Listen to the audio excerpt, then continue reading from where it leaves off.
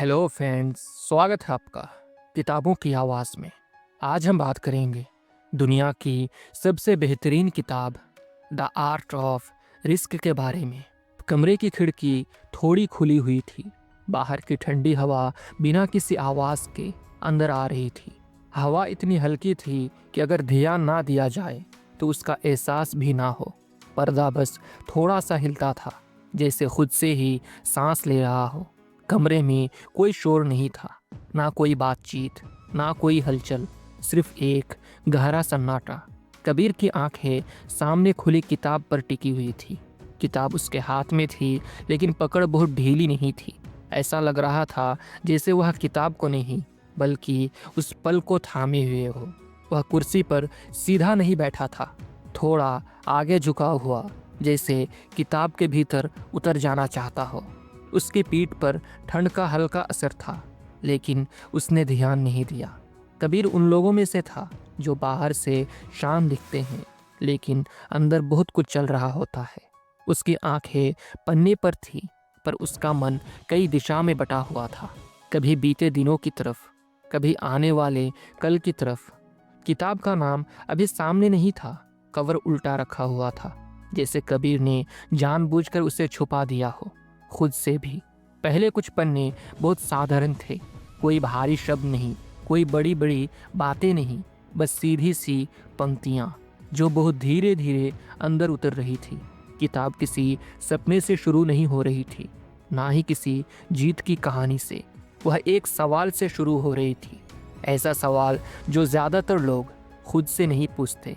कबीर की भौहें हल्के से सिकुड़ी हुई थी। किताब पूछ रही थी कि जिंदगी में सबसे ज़्यादा पछतावा किस बात का होता है, गलत फैसला लेने का या कोई फैसला ना लेने का। कबीर ने एक पल के लिए किताब से नज़र हटाई। कमरे के दीवार पर उसकी परछाई साफ दिख रही थी, वही परछाई जो हर रात वही होती थी, वही आकार, वही सन्नाटा। पर आज कुछ अलग था। आज सवाल अंदर तक चुभ रहा था। कबीर को अपने कई अधूरे फैसले याद आने लगे। वे फैसले जो कभी लिए ही नहीं गए, वे मौके जिन्हें उसने अभी नहीं कहकर टाल दिया, वे रास्ते जिन पर वह सिर्फ इसलिए नहीं चला क्योंकि आगे दृश्य साफ नहीं था। किताब बिना किसी आरोप के आगे बढ़ रही थी। वह कह रही थी कि इंसान जोखिम से नहीं डरता, इंसान अनिश्चितता से डरता है। उसे यह डर सताता है कि अगर अगला कदम गलत हुआ तो क्या होगा, अगर ज़मीन नहीं मिली तो क्या होगा। कबीर की उंगलियां किताब के किनारे पर हल्का दबाव डालने लगी।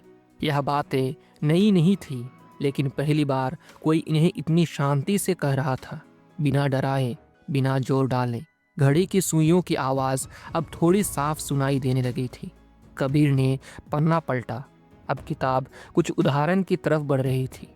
ऐसे लोग जो ना बहुत समझदार थे, ना बहुत तैयार, लेकिन उन्होंने यह मान लिया था कि हर सवाल का जवाब पहले से नहीं मिलता। कबीर को अपना एक पुराना सपना याद आया। बहुत छोटा सा सपना था, किसी को बताने लायक भी नहीं, लेकिन वह सपना उसके भीतर कहीं दब गया था। उसने उसे दबाया नहीं था, बस इंतज़ार में रख दिया था, सही समय के इंतज़ार में। किताब कह रही थी कि सही समय अक्सर कभी नहीं आता। यह पंक्ति कबीर के भीतर अटक सी गई। उसने किताब को थोड़ा नीचे किया और खिड़की की तरफ देखा। बाहर अंधेरा था, लेकिन अंधेरे में भी हवा चल रही थी, पेड़ों की पत्तियां हिल रही थी, कुछ भी रुका हुआ नहीं था। कबीर को लगा कि शायद वही रुका हुआ है। किताब फिर से उसके सामने थी। अब शब्द थोड़े और साफ हो गए थे। किताब बता रही थी कि जोखिम लेने का मतलब यह नहीं है कि आंख बंद करके कूद जाया जाए, इसका मतलब है डर के साथ आगे बढ़ना। कबीर ने इस बात को कई बार उलट पुलट कर देखा।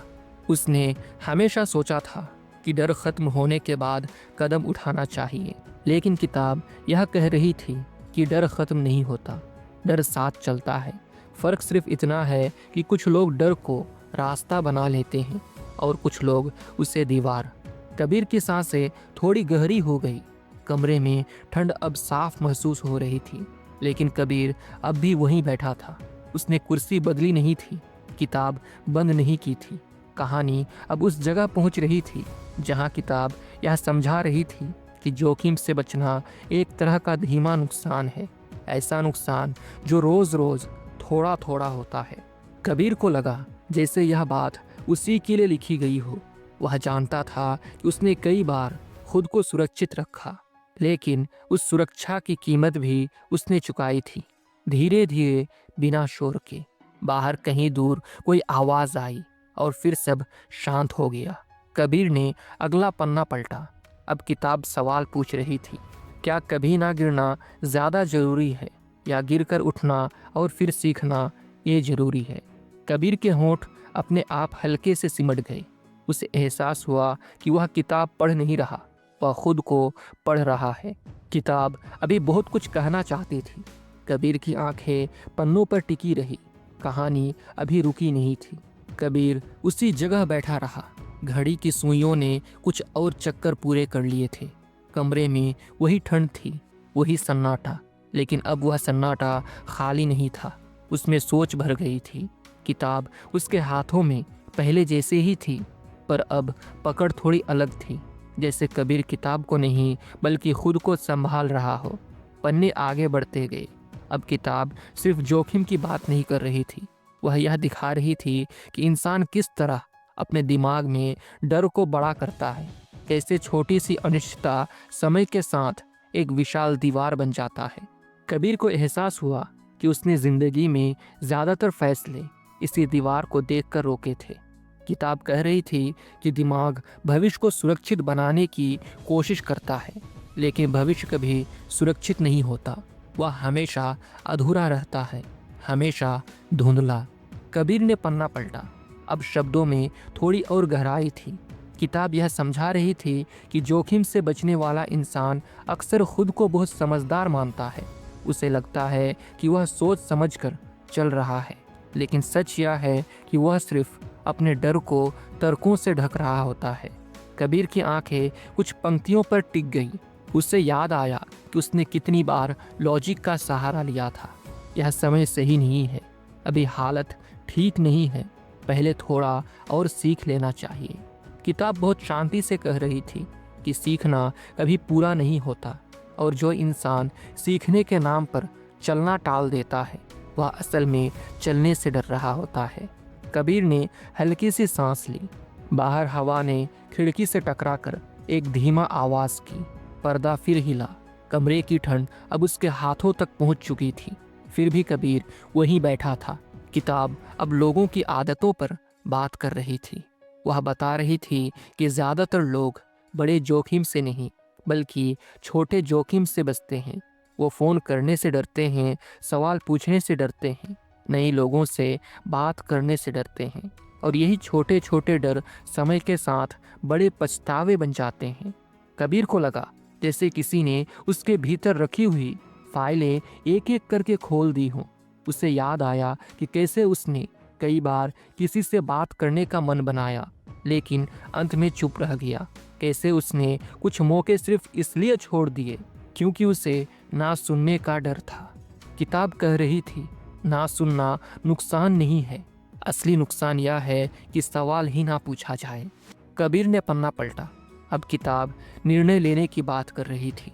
वह यह साफ साफ कह रही थी कि हर फैसला सही नहीं होता और यह बिल्कुल सामान्य है, लेकिन बिना फैसले के रह जाना सबसे खतरनाक स्थिति है। कबीर को यह बात बहुत देर तक चुभती रही। वह समझता रहा कि उसने खुद को हमेशा दो हिस्सों में बांट कर रखा। एक हिस्सा आगे बढ़ना चाहता था, दूसरा हिस्सा उसे रोक लेता था, और अक्सर दूसरा हिस्सा जीत जाता था। किताब यह भी कह रही थी, जोखिम लेने वाले लोग बहादुर इसलिए नहीं होते क्योंकि उन्हें डर नहीं लगता, बल्कि इसलिए होते हैं क्योंकि वे डर के बावजूद चलते हैं। कबीर ने किताब को कुछ पल के लिए बंद किया। कवर पर अब भी नाम छुपा हुआ था, लेकिन उसे अब फर्क नहीं पड़ रहा था। किताब का नाम जानना जरूरी नहीं था, उसके लिए यह जानना जरूरी था कि किताब उसे कहाँ ले जा रही है। उसने किताब फिर से खोली। अब किताब असफलता पर आ चुकी थी। कबीर को यह हिस्सा भारी लगा क्योंकि असफलता उसके लिए सिर्फ एक शब्द नहीं थी, वह एक एहसास था। एक ऐसा एहसास जिसे वह दोबारा महसूस नहीं करना चाहता था। किताब बहुत साफ कह रही थी, असफलता से बचने की कोशिश ही इंसान को असफल बनाती है। जो गिरने से डरता है वह चलना भी भूल जाता है। कबीर को लगा जैसे किसी ने उसके भीतर जमी हुई किसी चीज़ को हल्के से खुरस दिया हो।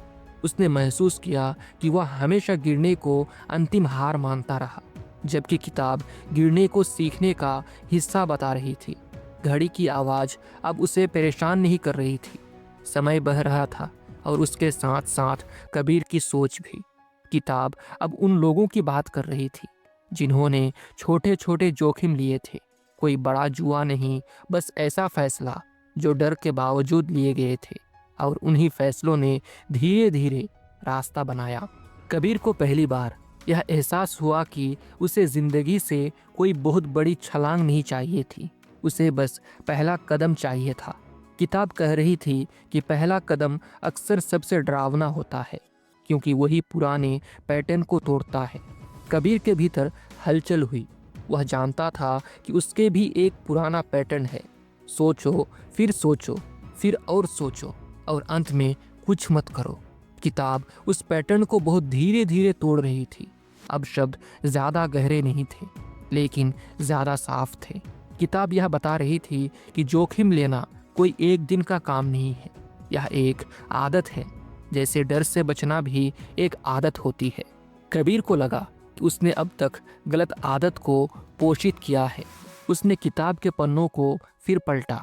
अब कहानी उस मोड़ पर थी जहां किताब यह समझा रही थी कि इंसान को हर बार आत्मविश्वास महसूस नहीं होता, और आत्मविश्वास का इंतजार करना अक्सर देर कर देता है। कबीर को यह पंक्ति बहुत सच्ची लगी। उसने हमेशा सोचा था कि एक दिन वह पूरी तरह तैयार महसूस करेगा, लेकिन वह दिन कभी आया ही नहीं। किताब कह रही थी, तैयारी रास्ते में होती है, चलते चलते। कबीर के चेहरे पर पहली बार हल्की सी नरमी आई। कोई मुस्कान नहीं, बस सख्ती थोड़ी कम हो गई थी। बाहर ठंडी हवा अब भी चल रही थी, सन्नाटा अब भी था, लेकिन कबीर के भीतर कुछ जमना शुरू हो गया था। अस्पष्टता। किताब अभी खत्म नहीं हुई थी। कबीर जानता था कि सबसे अहम बातें अभी बाकी है। उसने अगला पन्ना पलटा। कहानी अभी चल रही थी। कबीर की उंगलियां अब पन्नों पर पहले जैसे नहीं थे। पकड़ में एक अजीब सा भरोसा आ गया था। किताब अब भारी नहीं लग रही थी, ना ही सवालों से भरी हुई।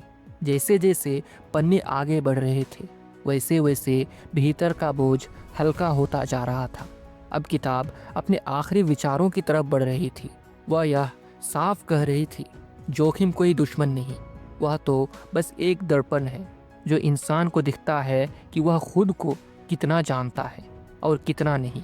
किताब कह रही थी कि जिंदगी में स्थिरता की तलाश अक्सर इंसान को जड़ बना देती है।